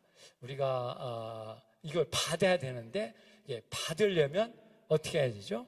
말씀을 놓고 기도하는 수밖에 없습니다. 그래서 그냥 지식은 물론 지식을 통해서 주님이 역사하시지만 그 지식이 성령의 감동된 지식이 돼야 됩니다. 성령의 감동된 지식이 바로 에피그노시스라고 아까 기노스코라는 그 알아보다라는 그 동사가 있었죠. 그것의 명사가 에피그노시스인데 이게 성령의 감동된 지식입니다. 에베소 1장 18절 우리 주 예수 그리스도의 하나님 영광의 아버지께서 지혜와 계시의 성령을 너에게 주사 하나님을 알게 하시고, 그때 알게 하다라는 게 명사입니다. 명사 에피그노시스. 하나님의 지식이 계시와 지혜와 계시의 성령을 통해서 우리에게 오는 그 지식이 바로 생명의 지식이고 영광의 지식이고 권능의 지식이죠. 할렐루야. 이 지식으로 충만함을 받으시기를 축복합니다. 이걸 받아야 됩니다. 이 지식을 받아야 우리가 말할 때 그 말씀에 이제 불이 되어서 생명이 되어서 성도들에게 전달이 되는 것이죠. 9장부터 11장까지는 하나님의 의와 옛 이스라엘, 하나님의 의에서 왜 이스라엘이 이렇게 대다수가 떠나갔는가? 그러면 하나님의 구약의 역사가 실패를 한 것인가? 그게 아니다. 여기에도 하나님의 뜻이 있고 지금은 그들이 떠나가고 있지만 그러나 이제 때가 되면 이제 그들도 이 복음의 은혜 안으로 돌아오게 될 것이다. 이렇게 이제 그리스도 예수 하나님의 의의 복음과 이스라엘의 역사를 함께 어우러서 하나님의 구속의 역사에 대한 그의 미래의 비전을 제시하는 내용입니다. 그리고 12장부터 15장 13절까지 네 번째 이제 교회의 삶, 하나님의 의와 새 이스라엘, 이 새 이스라엘 속에는 유대인도 있고 이방인도 있는 것이죠. 새 이스라엘의 삶이 어떠해야 될 것인가? 이런 여러 가지 그 교회의 현실을 놓고 성도들의 합당한 삶, 올바른 삶, 거룩한 삶을 위한 교훈이 제시되고 있습니다. 이제 이러한 전체적인 그 구조를 가지고 로마서를 보겠습니다. 먼저 오늘 이제 오전 강의의 그 내용은 이제 서두 부분을 좀 더 보면서 서두 부분에 있는 이제 핵심적인 내용을 중심으로 이제 로마서 전체 이해를 위한 중요한 신학적인 내용을 다루고 있기 때문에 이 서두 부분을 보겠습니다. 1장 1절부터 7절까지 인사하는 내용이죠. 인사하는 내용인데 이제 보통 다른 바울 서신보다 굉장히 상세하게 인사하는 부분이 이렇게 다뤄지고 있습니다. 그리고 이 인사하는 부분 속에 이 예수 그리스도의 존재와 관련된 기독론적인 중요한 말씀이 이제 3절, 4절에 제시되고 있습니다. 1절, 예수 그리스도의 종 바울은 사도로 부르심을 받아 하나님의 복음을 위해 택정함을 받았다. 여기서 자기 자신의 그 복음 안에서의 정체성, 그리스도 예수 안에서의 정체성을 이렇게 표현하고 있습니다. 먼저 예수 그리스도의 종이다. 여기 둘로스. 이 둘로스라는 의미가 두 가지 의미가 있는데요. 첫째는 직분으로서의 종. 그래서 구약에도 하나님이 쓰신 일꾼들을 가리켜 여호와의 종이다. 이게 파이스라는 헬라어로 파이스인데 70인경에 파이스로 되어 있는데 그때 그게 자녀라는 의미이기도 하고 또 하나님께 쓰임받는 일꾼, 쓰시는 영어로 servant, 이게 쓰시는 일꾼이라는 이런 의미로 둘로스가 사용되기도 했습니다. 그러니까 이제 그런 의미에서 보면 예수 그리스도의 복음을 위해 택하여 부름받은 일꾼이라고 하는 이런 일꾼의 의미가 1차적으로 들어가 있고, 그러나 또 이 둘로스라는 단어는 인간 존재의 본질을 나타낸 단어이기도 합니다. 이제 로마서에서 이제 그 부분이 이제 6장을 중심으로 해서 제시될 터인데, 인간은 근본적으로 종의 본체를 가진 존재라는 것입니다. 누구의 종이든 종의 존재로 살아간다는 것입니다. 하나님의 종이든지 죄의 종이든지 둘 중에 하나. 인간의 근본적인 존재의 그 모습은 종의 존재라는 것인데, 둘 중에 하나, 하나님의 종이든지 죄의 종이든지. 너희가 전에 죄의 종이었는데 이제는 죄에게서 해방되어 의의 종, 순종의 종, 하나님의 종이 되었다. 이게 6장에 나오는 그런 교훈의 내용이죠. 이런 차원에서 예수 그리스도 자신도 빌립보 2장 6절 7절 이렇게 보시면 그는 근본 하나님의 본체 안에 계셨고, 우리말로는 본체이나 이렇게 되어 있는데 그 본체이나가 아니고 모르페 본체 안에 계시다. 삼일체의 표현으로 되어 있습니다. 그래서 자기 자신을 얼마든지 하나님과 동등한 존재로 내세울 수도 있었는데 그렇게 하지 않으시고 자기를 비우고 종의 본체를 가져, 종의 본체, 예수님 자신도 하나님께 순종하는 종으로서의 본체를 가져 사람들과 같이 되었고, 사람의 모양으로 나타나셨으며 자기를 낮추시고 죽기까지 복종하셨으니 종이니까 하나님께 복종하되 십자가에 죽기까지 자기 생명을 내놓고 하나님을 섬기는 종이었다. 이렇게 예수 그리스도 자신도 이렇게 종의 존재로 이렇게 표현을 하고 있는데, 여기 예수 그리스도의 종이라고 하는 이걸 통해서 오늘 우리의 종으로서의 정체성을 확립하는 게 필요한 것이죠. 우리 자신도 기본적으로 이제 하나님의 종이 되었을 뿐만 아니라 예수 그리스도의 종, 예수 그리스도의 복음 전도를 위해 택하여 부름받고 세움받고 쓰임받고 있는 예수 그리스도의 종들인 줄로 믿습니다. 사도로 또 부름을 받아. 사도란 보냄을 받은 자죠. 보냄을 받은 자. 그러니까 무엇을 위해 보냄 받았습니까? 예수 그리스도의 복음을 이제 사도 바울의 경우는 이제 이방인들에게 전하기 위해 부름을 받았다. 이제 이런 부분을 강조했던 사람이죠. 그리고 하나님의 복음을 위하여 택정함을 입었다. 여기 택정하다는 것이 따로 떼어놓다. 선택의 의미도 있고 구별의 의미도 있습니다. 따로 떼어 놓은 사람이다. 하나님의 복음을 위하여. 이렇게 사도 바울이 자기의 정체성, 복음을 전하는 자로서의 정체성에 대해서 세 가지, 예수 그리스도의 종. 그러니까 오늘 우리도 하나님의 종, 그리스도의 종, 주 예수의 종이다. 이렇게 표현할 수 있겠고, 또 의의 종, 순종의 종, 하나님의 종. 6장에 나오는 이런 표현들을 따라서 우리의 신분의 정체성을 분명하게 이제 확립하는 게 필요합니다.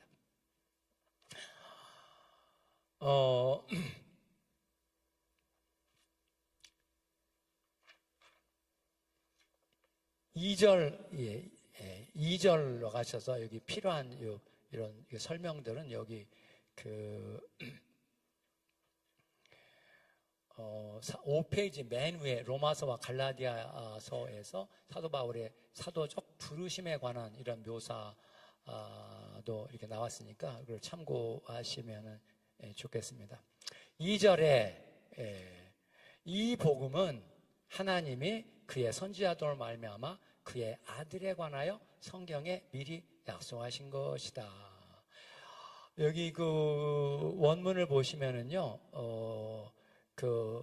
그의 프로페톤 사도 선지자들을 통해 성경에 복수로 되어 있죠. 성경들에 미리 약속하신 것이다. 그런데 여기 그의 아들에 관하여는 사실은 그 원어에는 3절 처음에 나와 있습니다. 3절 처음. 그래서 3절을 시작할 때 이 아들로 말하면 하면서 우리말 성경에 3절 그 처음에 이렇게 표현한 이것이 이제 원어의 표현을 따르는 것인데, 이제 2절의 이 번역은 그 하나님의 약속을 더 좀 구체적으로 설명하기 위해 그 다음에 나오는 그 아들에 관한 것을 이 2절에 포함시켜서 번역을 한 것입니다. 이 복음은 하나님이 그의 선지자, 하나님의 선지자들로 말미암아 그의 아들에 관하여 성경에 미리 약속하신 것, 성경의 약속. 그러니까 약속의 성취, 성경의 성취, 이런 것이 기본적으로 바울 신학의 핵심적인 요소 중에 하나인 것이죠. 이것이 이제 바울 서신 곳곳에서 자기가 어떻게 하나님께서 이 복음을 준비하시게 되었는지 하는 내용을 이렇게 제시를 하고 있습니다.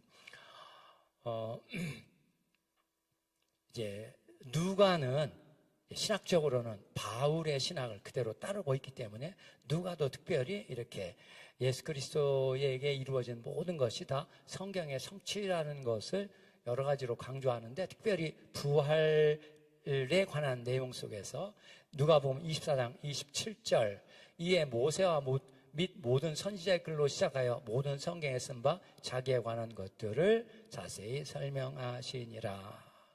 24장 44절, 부활 전년 때 마지막으로 제자들에게 말씀하실 때 나오는 첫 번째 말씀, 이르시되 내가 너희와 함께 있을 때 너희에게 말한 바 곧 모세의 율법과 선지자의 글과 시편에 나를 가리켜 기록된 모든 것이 이루어져야 하리라 한 이것들이 내 말씀들이었더라. 이것들이 내 말씀들이었는데, 그게 무슨 말씀이냐면 바로 모세의 율법과 선지자의 글과 시편에 나에 관한 모든 것들이 성취되어야 하리라. 그래서 예수 그리스도에게 이루어진 모든 것이 다 성경의 성취로 이루어졌다고 하는 이런 것들을 이제 사도 바울도 말하고 있고, 또 사도 바울의 신학적인 제자였던 누가도 이렇게 표현을 하고 있습니다. 아무튼 이 복음은 이렇게 성경의 하나님이 그의 예언자들을 통해 하나님의 아들에 관해서 성경에 미리 약속한 것이었다. 3절, 4절에 그 아들의 존재성을 말하고 있는데요. 이 아들로 말하면 육신으로는 다윗의 혈통에서 나셨고 성결의 영으로는 죽은 자 가운데서 부활하여 능력으로 하나님의 아들로 인정되셨다. 인정되셨다. 인정되셨으니 곧 우리 주 예수 그리스도시니라. 그러니까 예수의 존재성에 두 가지 요소가 있었다는 것이죠. 육신으로 사르크스라고 하는 신체를 가진 인간 존재로 예수 그리스도도 사셨다는 것이죠. 이걸 전제하고 있습니다. 그런데 사실 사도 바울의 편지들 속에는 예수님의 공생에 관한 내용들은 별로 없습니다. 거의 없고 예수의 공생에서 마지막 국면, 십자가에 못 박혀 죽으신 것을 이렇게 하이라이트, 이걸 강조해서 그 죽음에 담겨진 대속의 죽음, 속죄의 죽음, 어린 양의 죽음으로서의 죄 사함을 위한 죽음을 강조하는 이런 부분만 이렇게 강조해서 예수의 공생애의 마지막 부분을 제시하고 있습니다. 그런데 아무튼 그렇게 육신의 존재로 사셨는데, 그렇지만 그 사신 것도 다윗의 혈통, 다윗과 맺은 하나님의 약속의 성취로 오신 분이었고, 그런데 그것보다 더 중요한 국면이 있는데, 그것은 성결의 영으로는 이건 지난번에 말씀드렸던 부분이기도 합니다. 보통 이제 성령을 말할 때 생명의 성령, 계시의 성령, 진리의 성령, 지혜의 성령 이렇게 표현하는데, 여긴 특별히 성결의 영이라고 해서 푸뉴마 하기오순의 성결의 영으로 이렇게 표현한 것이 굉장히 이렇게 독이 드문 어구의 형태로 제시되어 있습니다.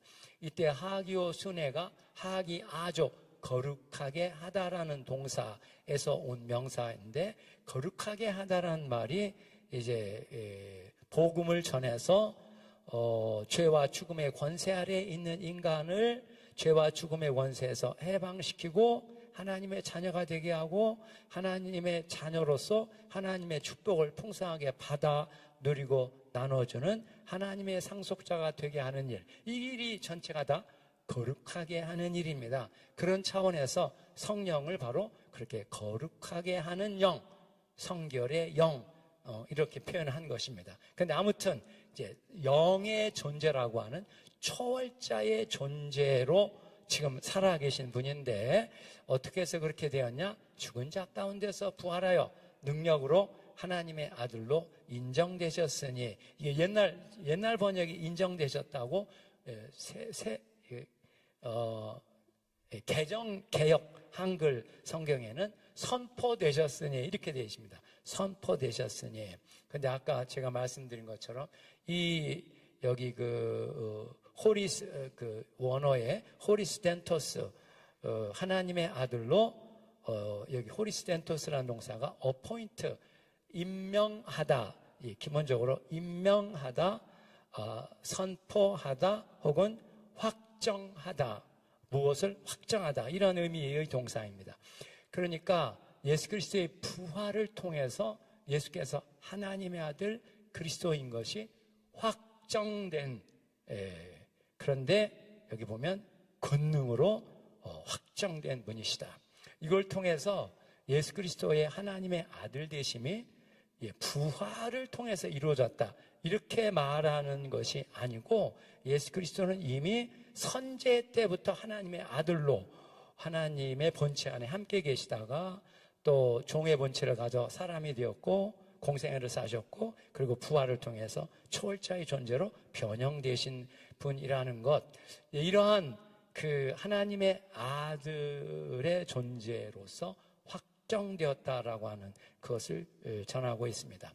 그래서 이제 예수께서 언제 하나님의 아들이 되었느냐, 이런 것도 신학적으로 굉장히 논쟁의 대상이 되었는데, 그 중에 이제 예수님 침례 시에 성령이 하늘에서 성령이 내려오고 하나님의 아들 그리스도로서의 하나님의 음성을 듣는 이런 체험을 하셨으니까, 그때 하나님의 아들이 되셨다, 이렇게 생각하는 입양설이란 신학적인 논쟁의 내용을 들으셨을 것입니다. 그런데 입양설도 아니고 또 부활을 통해서 하나님의 아들이 된 것도 아닙니다. 부활이 된 건 바로 하나님의 아들이라는 사실을 확정하는 하나님의 역사였습니다. 그래서 예수 그리스도의 하나님의 아들 되심은 그의 선제, 화육, 부활, 승천 이 모든 영역에서 동일한 하나님의 아들 또 그리스도로서의 존재의 그 모습을 보여주는 대목입니다. 근데 아무튼 그렇게 하나님의 아들로 확정한 사건이 뭐냐면 죽은 자 가운데서 부활로 그렇게 이루어졌다는 것입니다. 그래서 바울 신앙에서 이제 죽은 자의 부활이 굉장히 중요한 의미를 담고 있는데 부활의 기본적인 의미, 예수 그리스도의 부활이라는 말을 수없이 많이 사용하는데 그 부활의 그 기본적인 의미는 존재의 변형을 가리킵니다. 존재의 변형. 사르크스, 이 신체를 가진 인간 존재에서 영이라고 부르는 초월자의 존재로의 존재의 변형.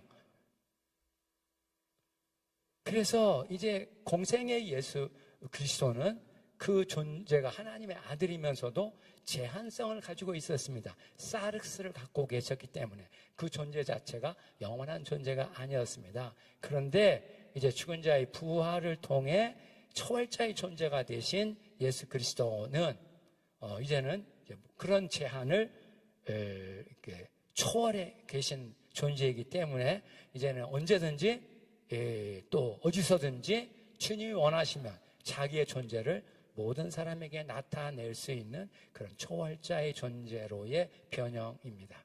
그러니까 이제 부활 그리스도인들도 앞으로 부활하게 될 때 그 부활의 존재는 근본적으로 그러한 초월자의 존재로의 변형이라고 하는 이런 가운데 주님의 역사가 이루어지게 될 것입니다. 이렇게 보면 이제 이 8페이지 그 위에서 둘째 단락의 문단, 둘째 문단에 보시면 하나님의 아들에 관하여라는 어구에서 그리스도의 선제에 대한 의미를 내포한다고 이렇게 학자들이 보고 있습니다.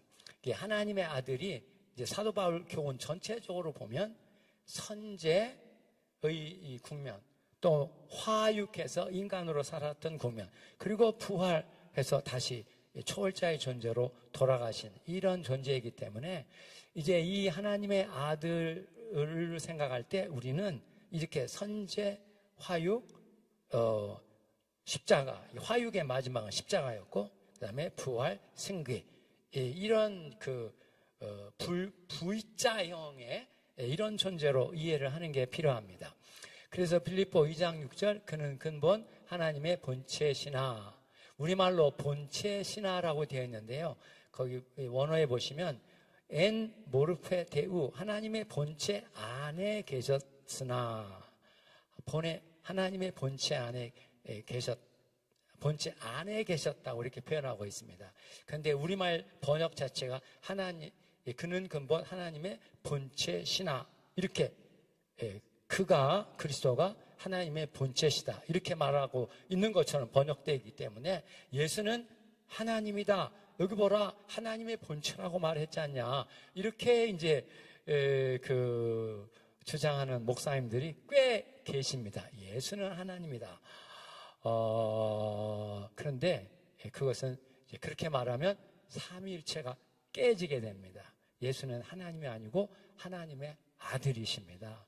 하나님의 아들이 화육을 해서 사르크스의 존재가 되셨고 공생애를 사셨고 십자가에 피 흘려 죽임을 당하시는 이런 존재가 되신 것이죠.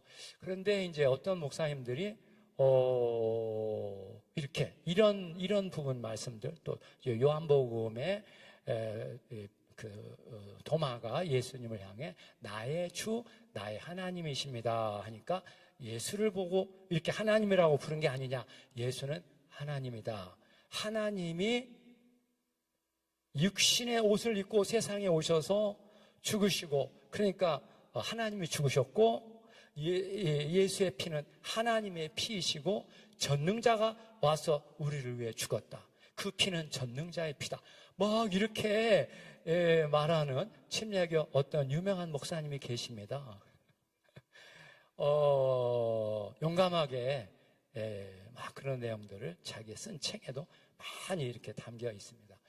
그것은 이게 너무나 잘못된 그런 삼위일체에서 벗어난 삼위일체를 깨뜨리는 주장입니다. 예수는 하나님이 아니시고 하나님의 아들이십니다. 다만 아버지, 아들, 성령 동일 본질, 삼위일체 논쟁이 크게 두 가지에서 수백 년 동안 제시되는데요. 성부, 성자, 성령이라고 부르는 이 육격의 존재성과 그들의 관계, 이런 부분에서 논쟁이 이루어지는데, 첫 번째 호모우시오스, 동일 본질, 아버지, 아들, 성령은 동일 본질의 존재라는 것을 확립하게 되었고, 두 번째, 그럼에도 불구하고 개별성과 고유성을 가진 존재, 아버지, 아들, 성령은 개별성과 고유성을 가진 존재. 아버지는 아버지대로 이게 활동을 하시고, 아들은 아들대로 활동하시고, 성령은 성령대로. 그러니까 하나님의 아들이 이렇게 종의 본체를 가져 사람들과 같이 되었고, 사람의 모양으로 나타나셨음에 자기를 낮추시고 죽기까지 복종하셨고 십자가에 죽으십니다. 그렇게 십자가에 죽으신 그 죽음이 아들이셨기 때문에 그렇게 된 것입니다. 하나님이 죽은 것이 아니고.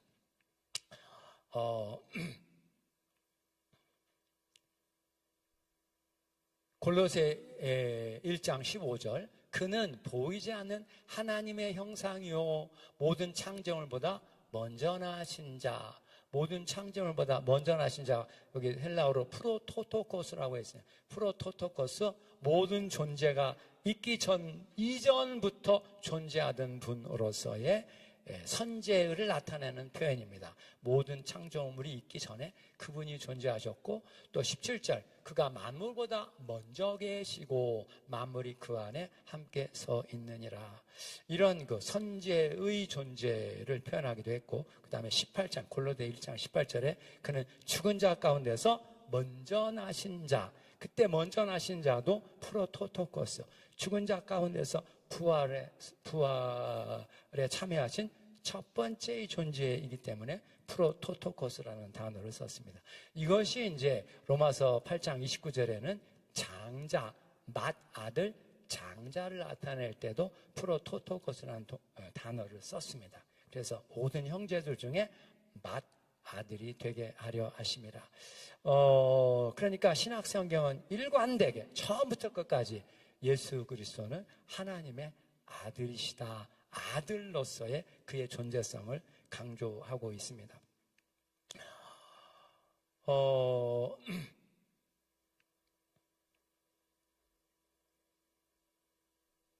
그래서 이 하나님의 아들이 우리 주 예수 그리스도시니라. 그로 말미암아 5절, 우리가 은혜와 사도의 직분을 받아 그의 이름을 위해 모든 이방인 중에서 믿어 순종하게 하나니.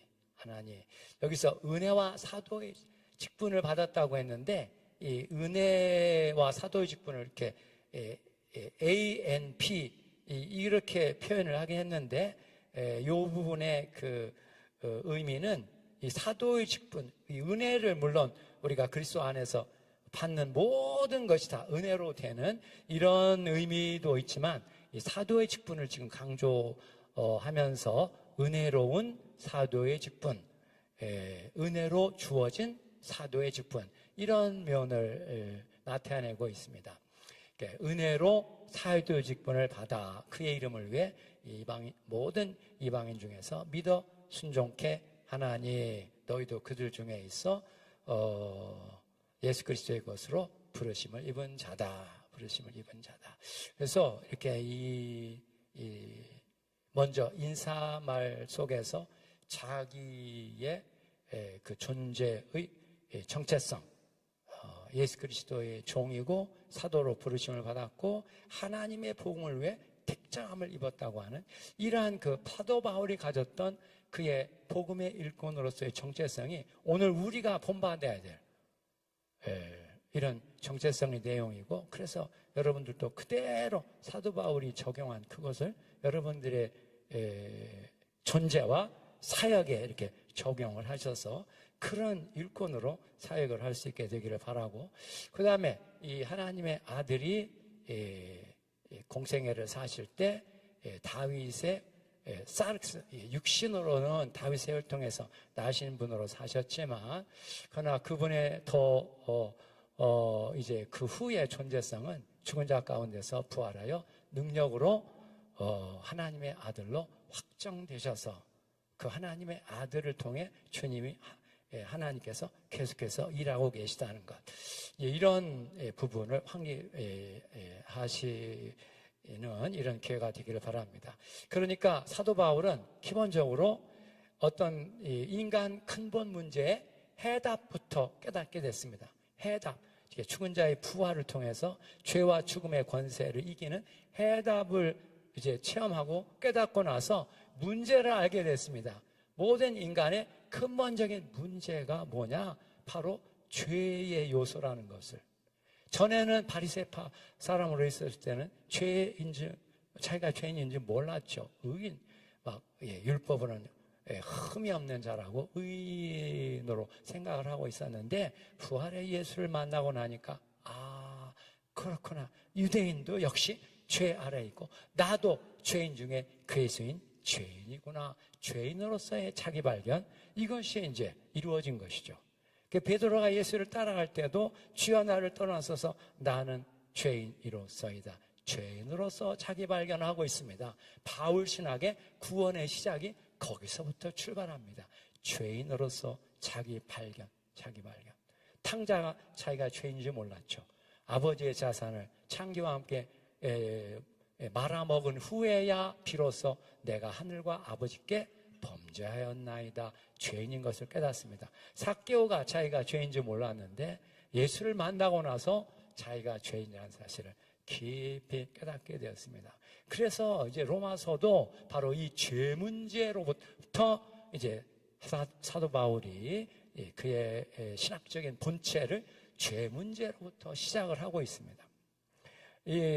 이런 차원에서 오늘 우리도 바울의 이러한 그런 신학적인 깊은 그 성찰을 받아들여서 오늘 우리도 정말 이 죄인으로서의 자기 발견으로부터 시작해서 십자가의 죽음으로 나아가고 거기서부터 이제 부활에 이르는 이런 쪽으로 진행해 나가는 것이 필요하고요. 그래서 바울에게 있어서 이런 모든 변화의 출발점이 부활의 주님을 만나는 이 사건이었지만, 그럼에도 불구하고 사도 바울이 이 복음을 부활의 복음이다 이렇게 용어를 사용하지 않았습니다.